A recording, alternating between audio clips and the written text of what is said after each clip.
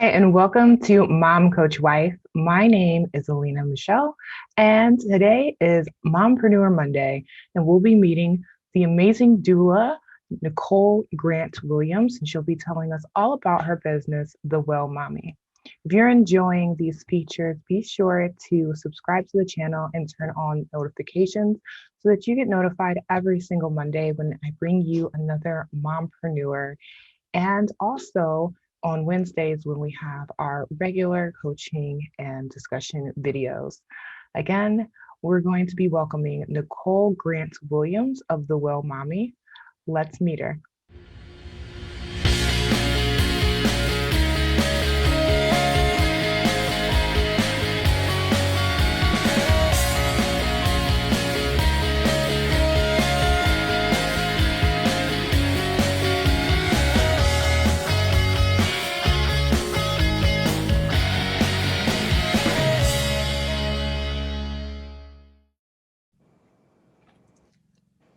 Hi, Nicole. Hello, how are you? I'm doing great. How are you today? Good. Good. So I want you to go ahead and introduce yourself. Obviously, I just told everybody your name, but go ahead and introduce yourself. Tell everyone a little bit about who you are and what it is that makes you more than just a mom. Yeah, so I am Nicole Grant-Williams. I am the founder of the New Jersey Doula Association and the creator of the Well Mommy Doula Services. And I would say what makes me more than a mom is I love my family, but I also love helping other mothers, especially balance that gap in between your pregnancy and becoming a mother, right? I help mothers find their birth vibes and really so that when their babies come into the world, they're feeling strong and empowered themselves as a mother. So I would say what makes me more than a mother is I spend my time not just mothering my children, but also being a part of the mothering community and other mothers and other family stories. Nice. So you mentioned that you're a doula, and because of some inspiration from my cousin, I know my next pregnancy. By the way, I'm not pregnant anybody. Don't wish that on me. It's not in the near plans. But when we decide to have another child, I know I wanted to do a home birth, but I found out in some research that I did last year that doulas are typically like pretty local. So one, are you like working like locally? Do you do any traveling? And if you are local or traveling, just tell everyone where you are currently. Yeah, so I am based in New Jersey. I'm actually based out of Rahway, New Jersey, but I do handle everything from Middlesex. I go up to Bergen County. It really, wherever I can get to, usually within an hour is where I'll serve. But I also serve my clients virtually. So I've dealt with live in LA, Texas. I've served throughout the US. So if you are looking for doula services and you're more so interested in the education base, but you also want that reassuring hand and that notion, and you want to speak to a doula as you're going through your labor and delivery, I do serve virtually as well. So I'm locally Jersey within an hour from Rahway, and then virtually anywhere else. Awesome. Good to know. Little personal note. Sorry, guys. So, how many children do you currently have? I have two children, two boys. Two boys. And are you like done, or do you guys want more kids? We're the funny thing is we always knew we wanted two. So okay, good. Didn't care if it was two girls, two boys, a girl and a boy. For me, I always knew personally that I was cool with doing pregnancy myself. Twice. And so, yep, I knew once the second one came along, I was like, all right, cool. I guess it's just going to be us, us with our boys. We have a girl dog. I dress her up in all the little pink outfits and bows. So as far as I'm concerned, she's my little girl. So we're good. Good. I'm glad you guys like already knew your number, like, and it wasn't like, oh, well, I wanted 5 kids and he only wanted 1. Y'all knew your number before you ever got started. That's really dope. Yeah. Did you always see yourself as being a mom though? Like before marriage and everything, did you? I think I did. I think I had, you know what? I was so inspired by my own mother growing up, and my parents always made being in a house with them fun. It was always an adventure. I have two brothers, so it was always like something going on, and we always did something as a family. Like my parents worked for the airline, so we took a lot of family vacations. And in my mind, like a lot of my values are built into family and those interactions and that time spent with them and my brothers. And I always knew that family was big for me. So I always envisioned myself being a mom and kind of doing the same things that my mom did and being that cool mom on the same side as being a mom. She was like a good mix. And I always saw myself like wanting to have children and have that bond and have that relationship with them. So I think I did. I always saw myself having kids. Awesome. And with your kids, what are some of your favorite things to do? I know one is like a toddler. Yes. One Yeah. will be 2 in June, and then the other is 7. Okay. Yeah. I was like, I'm pretty sure one is a toddler. So I've Yes. seen some photos. I'm like, I think one's a toddler. Yes. A little baby. So what are some of your favorite things to do with your boys? Oh man. So we actually do a lot of movie nights. We love movies in this house. Like my husband and I actually met in film class. So we in college. So we create everything back to like family nights and movie nights and popcorn with the boys. And then we also just like to go out and really be out and be active. We do a lot of like dog park, or we'll visit just different parks with them. So just like a lot of family bonding experience, just like being together. Either it's watching movies or we go out and we do things with them. But we're just really happy to be a foursome. Favorite family movie? Ooh. Let my son tell it is Home Alone, but what my kids have been watching on repeat recently is All I Want for Christmas. It's actually an Mariah Carey Christmas movie. That little series. Was it a series or a movie she did for Disney Plus? About a little girl who wants a dog, but for some reason, my kids are absolutely obsessed. It's my youngest, it's his first favorite movie. So they've watched it over and over. So I guess it's become one of my favorite movies to watch with them because now it's just always on in my house, even though Christmas is over. So I guess that. Yeah. I've not seen that one. So we might need to add that to our Christmas list. We just added Jingle Jangle. My daughter is obsessed. She listens to the soundtrack and she's always in the car doing this. I'm like, what are you doing? She's like, what the girl did. Right. So yeah, I was interested to see what your favorite family movie is. Being a mom and an entrepreneur and all the other amazing things that you are, Nicole, what or who was your greatest inspiration in getting to where you are today? Oh man. You know what? It's going to be cliche. I'm so sorry, guys. It is my mother. And it's my mom because I think she broke a lot of stigmatisms. I think they say when you're a teen mom, you're expected to not go do all of the great things. You're not expected to, I don't know, have your kids go to college and up and be participants, and you're not expected to make a certain amount and do all these things. Whatever the barrier is, my mother broke them, and I watched her just really continue to grind to be better and do better and give us a life that, you know, my parents could be proud of. And so I think that's something that's instilled in me naturally, is to always do better, do something more. How, you know, can I be better? But then my mom also is very generous and she's always taking care of them or everyone around her.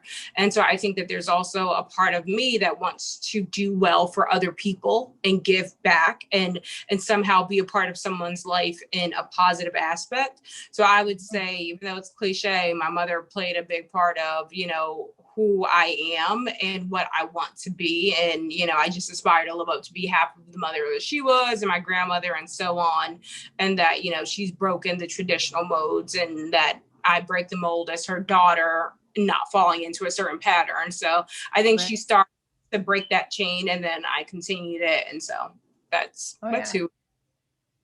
Nice. I don't care if it was a cliche. It was a good cliche. My mom was my inspiration too. So, I mean, they really, Right. I mean, that's who you see your entire life growing up, you know, and especially if you have a good role model, it's like perfect sense why they would be your inspiration, you know, especially as a mom and someone who's breaking down boundaries. Because being a doula, you're showing us a whole different way of birthing that's not very common, especially in our community, to give birth at home and with the maternal mortality rate. I think that's how it's said. I just started looking into it like in the last year. So forgive me if I say things the wrong way. But with that mortality rate, About it. Yeah. it's needed. We have to do some things different. My cousin is really into all of these things, and that was the thing that piqued my interest into doulas. And so when I found out about the Well Mommy, I was like, this is perfect, because as moms watching this, right? And some of them are not done having children yet. Like, they're going to have more children. And I think it's really important to know different options. So with that being said, start telling us a little bit more about the Well Mommy. I already told everybody what your business name is, but go ahead and tell them why you got into the business and what different services you offer. Yeah. So I got into the business.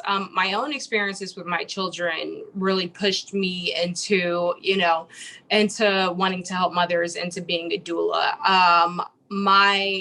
I had two very different experiences with my children, and everyone says one birth is going to be completely different than the next. And that was the truest case for me. One birth was absolutely a happy, joyous occasion. It was everything that, I could have hoped for. And another one, I developed, a severe disease that could have killed me. So I had eclampsia with one of my children. And so, as a Black mother, we're already at a higher risk, even if we're healthy.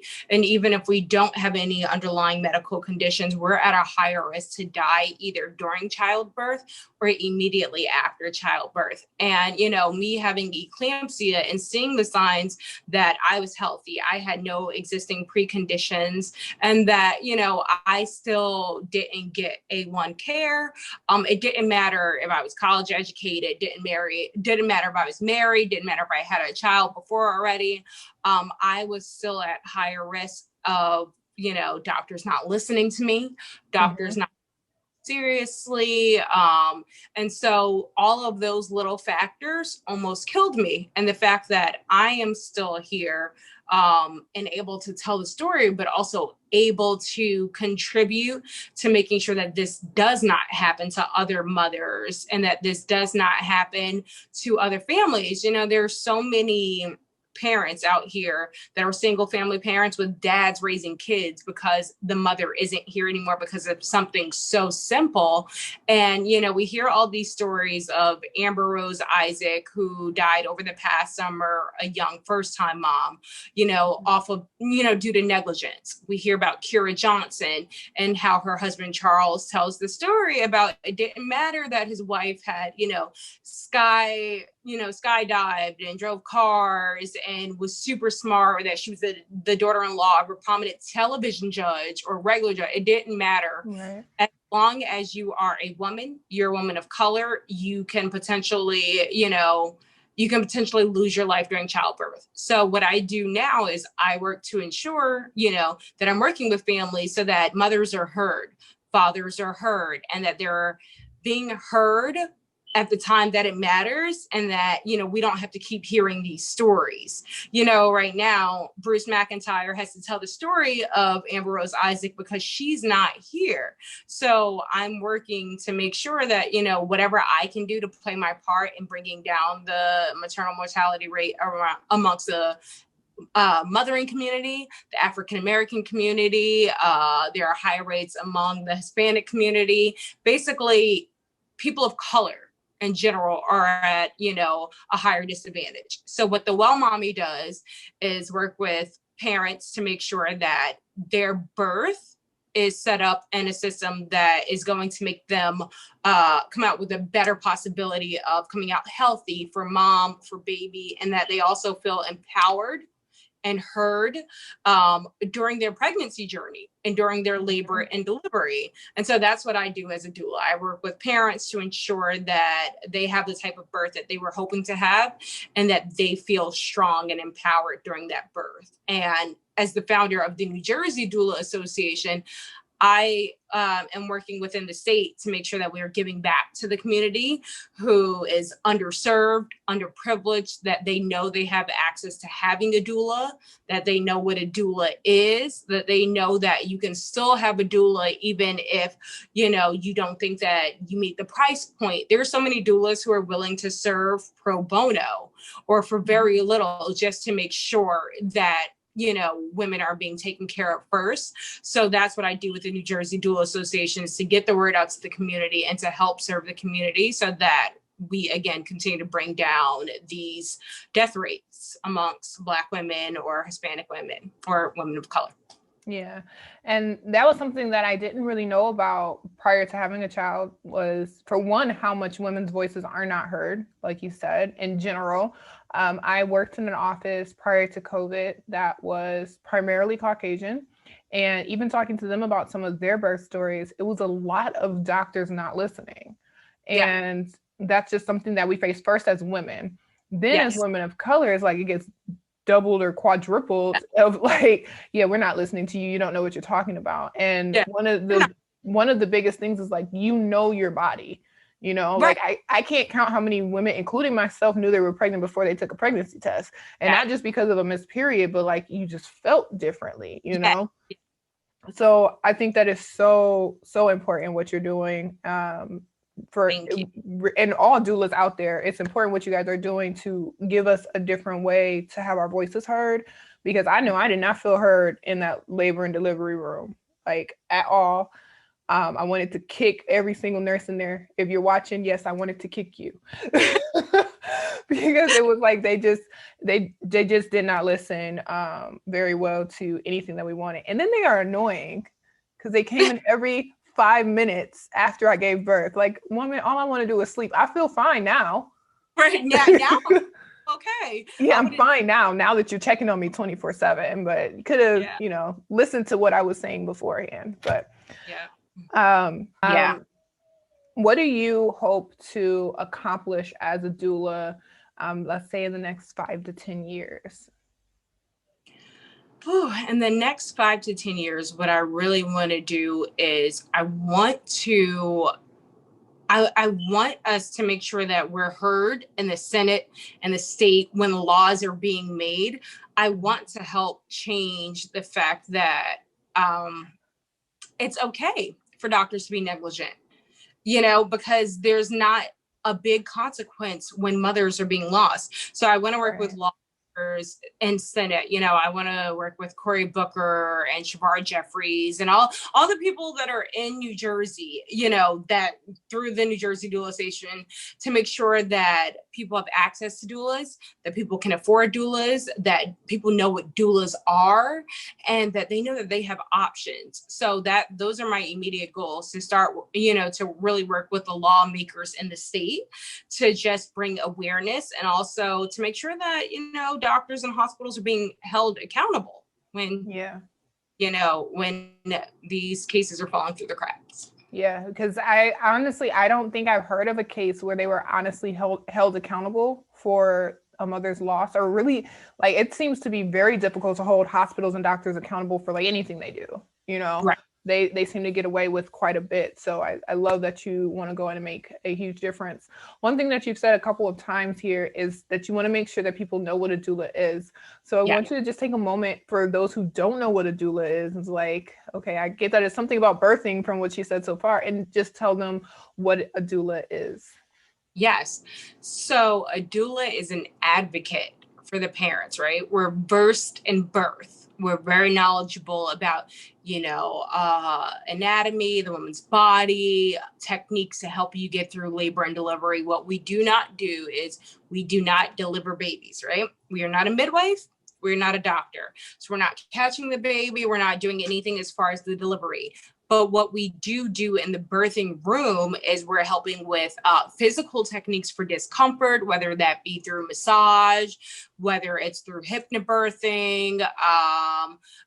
There are so many different techniques, but we also work with you to make sure that you are, you have a developed birth plan, just a thought of what you want to happen during your birth, some of the things that you don't want to happen during your birth and that you're not comfortable with. So we really work with parents to make sure that they're educated about the birth process, what's going to happen during the birth. They know, different birthing techniques. And so we're really there. We play different roles. We play educator, we play advocate. And yeah, overall, we're there to make sure that your birth is going as smoothly as possible and that you feel informed and that you've given consent to everything that's happening in the birthing room. And if for some reason you don't consent to something, then we need to make sure that the medical staff knows, hey, this is not something that he or she is comfortable with. They don't want this a part of their birthing journey. What are our other options? And of course, we're not there to go against the doctors. Everything is what is medically based, what's going to be, great for this patient and what are they okay with versus what, we need to see if there are other options. So basically what you're telling me is I could have thrown all those pamphlets that the hospital through at me that I never read away and just hired a doula. To a degree. Same information through what you're getting in the pamphlets. Like, we're really there to educate you about your body, your birth, and also just be that ear. Hey, I have a question. Is this normal? I can't ask a pamphlet that. You cannot ask the pamphlet that. You can't reach your doctor when you just have a question. You can't call your doctor up at 3:30 and say, hey, these Braxton Hicks been going on for about 45 minutes. Then does this seem normal to you? So, those are ways that doulas really do come in handy, because you might not be able to reach your doctor, but you can reach your doula probably. So, yeah. Or your doctor might send you home like mine did because I wasn't dilated enough. And I was like, this baby is coming. I came right back and I was ready. So, yeah, exactly. And so, that might be like, hey, these contractions are coming about this amount of time apart. They're feeling about this intense. Like, you know what? We really do need to go back and say, hey, we need to be evaluated. Something's happening right now. And so your doula is going to be there with you in most cases, physically, to say, hey, we're all on the same page. We're all on the same team, but we really need to get her looked at just to be on the safe side. So just, just an extra advocate, an extra voice for you alongside you. That can be so helpful. I can't even imagine the differences that would have happened almost 4 years ago if I had somebody else yelling at them. Because when you're in labor, you're tired. Right. I know I didn't even have the energy to actually kick the nurses I wanted to kick. Right. Yeah. So I definitely, I get it. What is one thing that you hope to teach either your children or other people by going down this path of being a doula and helping in the birthing process? I want them to know that they have options and that they have a voice. And so I also, as a mother of boys, it's really important to me to teach my children some of the aspects about, just birthing in general, about, how beautiful it is, about how beautiful the process is. And also when they're grown, if they choose to get married, if they choose to have children, they will be an active participant in, the birth of their children. And they'll be able to say, hey, are you okay with this? Here are some things my mom said is normal. Here are some things that maybe are not. Maybe we take a look at this, but they'll be informed and they will have known all of the information about birth and how they can also support their partner as the partner's going through it physically, and they're not, but they're also going through it mentally. So just, preparing with them for the birth of their own children for whenever they are grown men, and, how they can play an active role. Yeah, and that would be amazing. I know I was helpful for that. I was thankful for my husband being so helpful and knowing some of the things. So I can only imagine how great that will be for them if they decide to have children, and the level of support they will be able to give. So of all of the businesses that you could have started, obviously you chose to be a doula. Was there anything that you ever considered doing other than being a doula? Yeah, so I worked in advertising for years. And that was something when I was younger, it seemed so cool because it's like, oh, fast-paced advertising where I was going to client dinners and we're going out, and I'm in New Jersey, so I'm not far from New York City. So there's a lot of New York, kind of cool things to do. But the older that I got, the more I realized I didn't have the time that I wanted with my family. It is a lot when you're going out to dinner, maybe 2-3 times a night with vendors, not a night, but a week with vendors. And when your kids are little, it's like all you can think of is getting home to them. And so advertising was something that was a major part of my life. And, I'm thankful for the time. I also use that information in my business. And so all of the knowledge that I have about advertising for these major, these Fortune 500 companies, I put into making sure that my business is successful. So I've taken away that information and use it towards my own business. Nice. That's always such a good thing. And one of the things that I've actually learned from a lot of entrepreneurs who had careers prior is that all that information that we gain from being out in the workforce, it ends up being extremely beneficial. And I know some people are still working while running their businesses. So they're like taking little bits and pieces and building it up. Because it's really, regardless of what business you're in, a lot of the bones of it is going to be the same, Yep. Now, obviously, what you do specifically will differ, but the bones of like how being able to market, knowing your audience, and having a business plan, all those kinds of things are pretty much the same. Exactly. Now that you do have more time with your family and you're doing your own business and whatnot, how much time are you making for your business? Like, how often are you working on the Well Mommy and it's the New Jersey Doula Association? Yes. So I'm pretty much always working. And when I say that, it's because if I'm not on a client call, either I'm on a birth consultation call, a birth plan call, follow-up, postpartum check-in.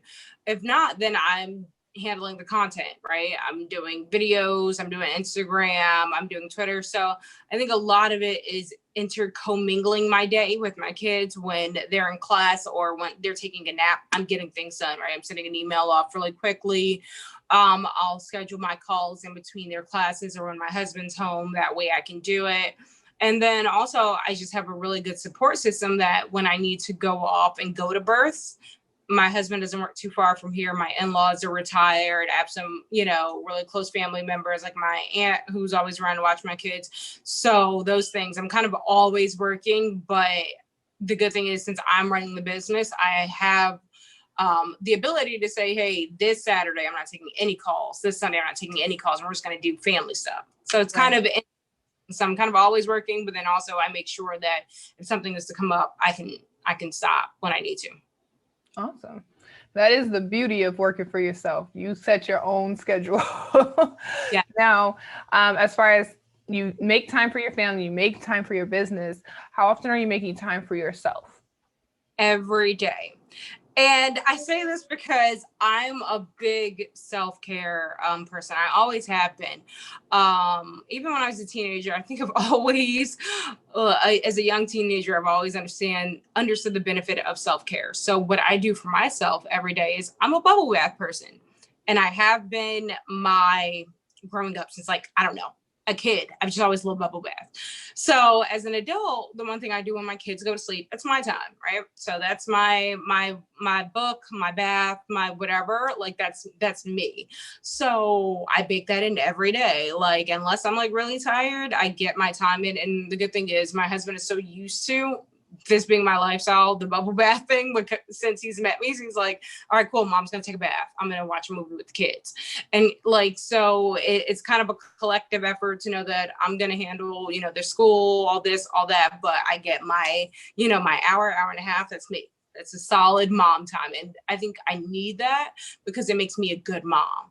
It makes me a better wife. It makes me a better business owner because that's my downtime. And if I didn't have that decompressed time, everything would be work. And I think you deplete yourself when you give out so much and you don't keep something for you. So that's my everyday me time. If I don't do anything else in the week, that's like go out, get anything done, just me. I got my little hour and a half bubble bath, and I'm a better mother for it. So yeah. I tell people all the time that me time, it is not selfish. It's actually better for your kids that you take that me time, because I didn't in the beginning, and I was like always frustrated, and I'm like, why am I always frustrated? I remember my husband asking me that too, like, why are you always so mad? I'm like, what you mean? I'm not mad. Not mad, I'm fine. And I had to realize like it was that lack of self-love, and that was really the driving force for me, was that I was obviously always mad beforehand. So I'm glad that you take some time for yourself. Yes. Because we have to break down those walls and let that stress go, because even when you're doing something that you love, you can still have those moments where it's just a lot of weight on your shoulders, and it needs to come off somewhere, and we don't want to put that off on our family, on our children. So the point is to break those kind of barriers down and stop that cycle. So what do you feel like has been your biggest obstacle as a mompreneur? Oh, I think as a mompreneur, right? So there is always it's that internal struggle. Like I need to keep the business going, and so I need to work and do these things. But every time I'm working and not, playing or something with my kid, then I feel guilty. Mm-hmm. So it's that trying to find the ideal balance. I am always working because I'm always sending out emails and stuff, but then also like I know that it needs to get done because I know the background for the business. I know what I'm doing, and I know it's not always going to be like this because I have a bigger vision for the company. But I know that right now I need to find a way to devise time. And so I know what I'm doing is really great, but also like, obviously if I'm not doing anything with if I'm not doing something, then I feel guilty too. It's mom. I think that's always a thing, but I also realize the value of running the business and what I'm going to put back into the world. And then also, when I need to take a break, I do it. Good. And mom guilt is real. I just suffered through it last week. As I was getting Mompreneur Mondays all together, and I'm like, oh, I'm doing so much with this. Like, I wonder if she needs some, and she didn't even care. Right. Like you're not in the room. Oh, okay, cool. Yeah. I went to go play with her. She's like, like, oh, right. I thought you wanted me. I know. And my 7-year-old, I'm just like, always like, give me a kiss, give me a hug. He's like, can you not? Like, I thought we had till they were teenagers before they didn't want all the. No, it starts now. It starts as if he's Mine's only 3. she some days she just be like, why are you so close to me? Can you not? Oh my goodness, he's like, get off, like move that way. Yeah. Well, I guess it's just starting early for us, but it kind of works out because then I don't feel as bad when I do go to try to get that moment. I'm like, oh well, I guess I can just go edit this video then, and since you don't care. Fine, I'll go play in my corner, which is I'm gonna go do some work. Right. So now we're going to get into some of my fun questions because we know how you balance everything. So these are not necessarily related to your business, but just to get to know Nicole a little bit better. If I was able to give you 3 wishes and make them come true right now, what would those 3 wishes be? And they don't have to be business related. They can be personal. They can be whatever you want them to be. 3 wishes. Okay. All right. I would say three wishes at all. So, it's a lot to think about. 1, I would. You can't wish for no more wishes either. Sorry. Okay.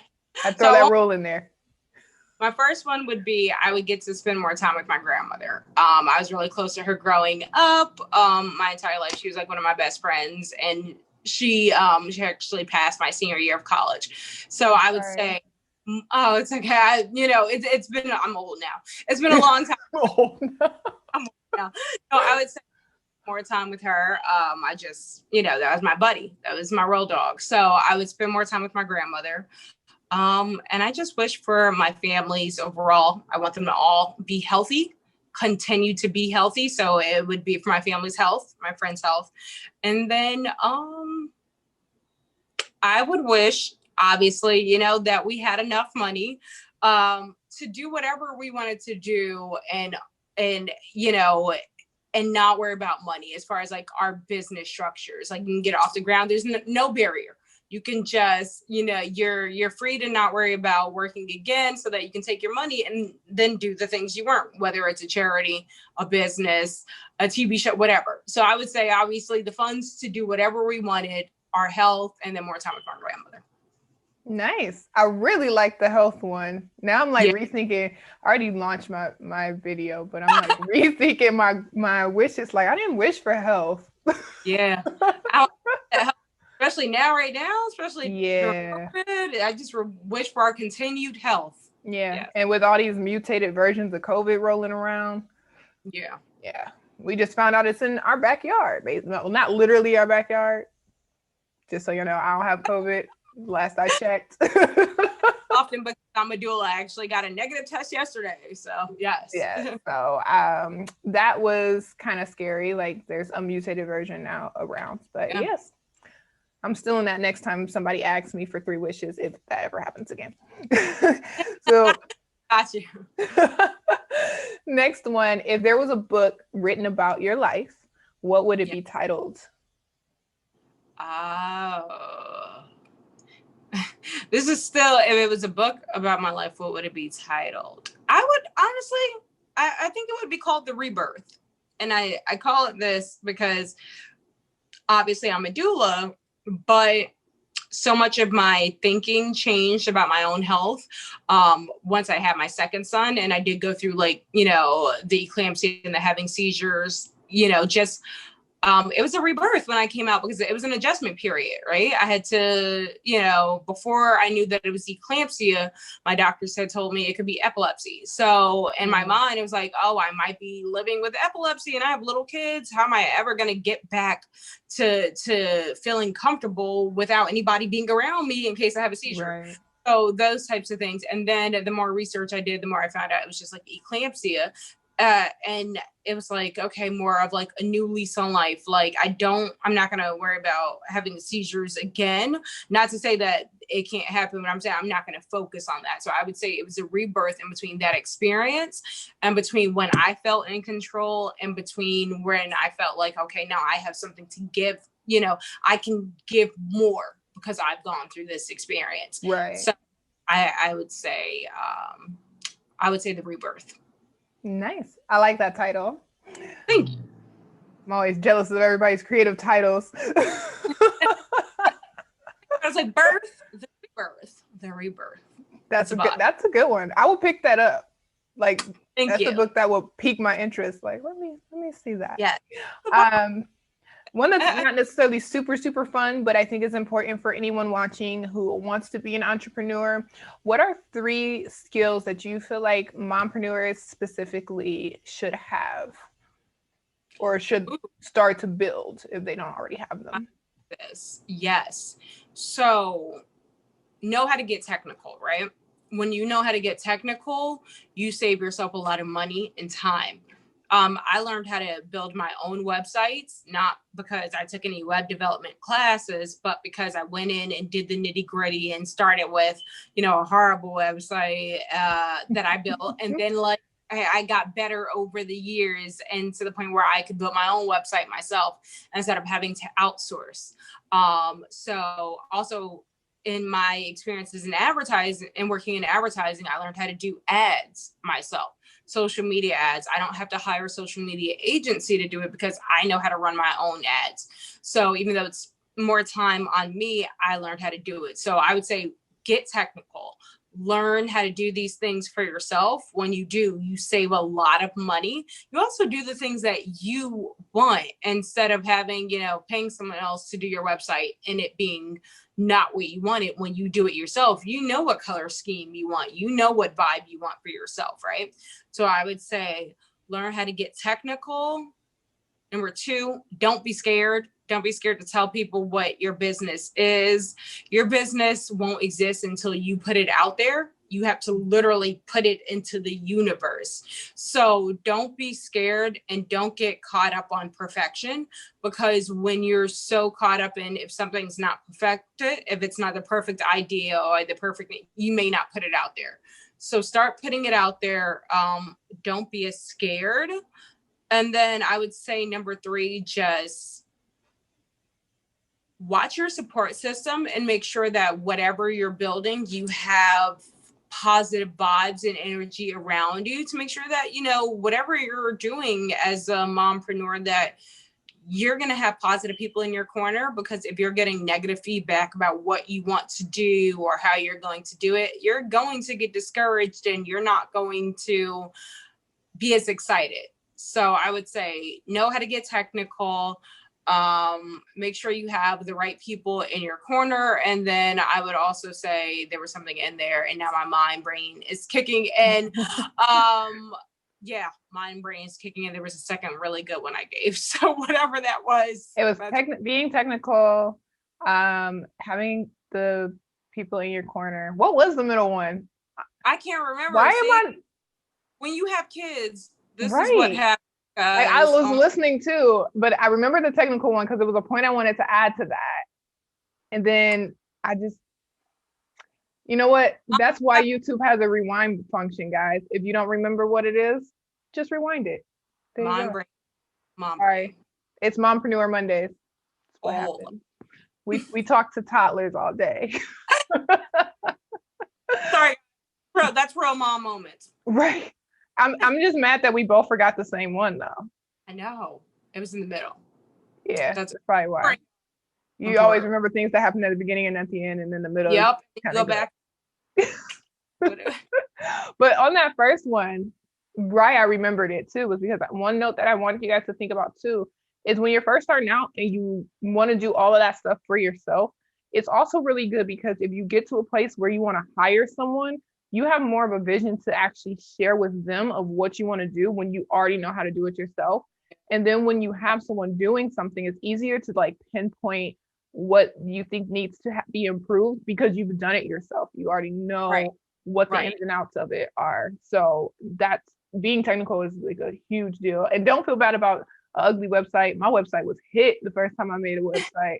Like I was getting no play on it because I probably wouldn't have visited it either. I was proud because I made it, but just don't be scared to screw it up either. Like we've all made mistakes. That was the second one. That was perfection. Yes. Yes. Go forward with your idea. That was it. See? It always comes back. So you guys know if you rewound, great. If not, we just told you again what it was. It comes. So, what is one tip or trick that you have used throughout your business, your time in business, to balance entrepreneurship with motherhood, being a wife, having a cute little dog that you dress up? Yeah. What's 1 or 2 tips or tricks that you have that could help someone else? Luckily,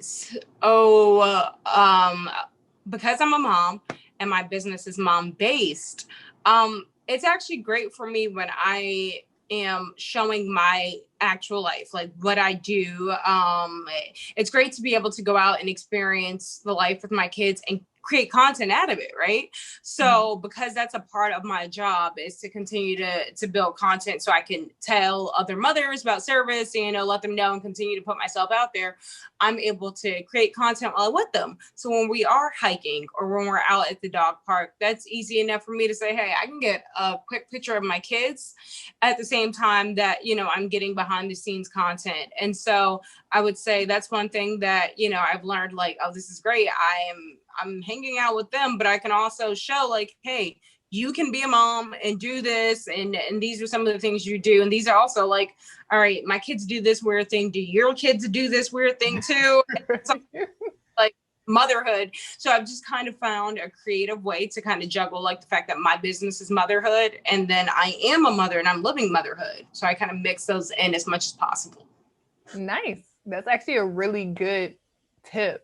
Especially for anyone who's doing a brand that is mom based or it's like woman based in general. or just like has any kind of lifestyle aspect to it, that does make it really easy. Like, this is real life, guys. And that's something that I personally have really enjoyed seeing from people. It's like the real authenticity of what's going on behind the scenes, because it's not always sunshine and rainbows. Like I talk about it all the time. Her room's a mess right now. Here's a mess behind my camera. You saw earlier me moving like my briefcase and stuff that sits behind me. Like, it's just, that's the reality. Baby right. gate. Right. So, you know, that's just what it is being a mom. There's all this stuff that goes on behind the scenes. It's not all these cute curated photos all the time. So we are going to be live on February the 8th.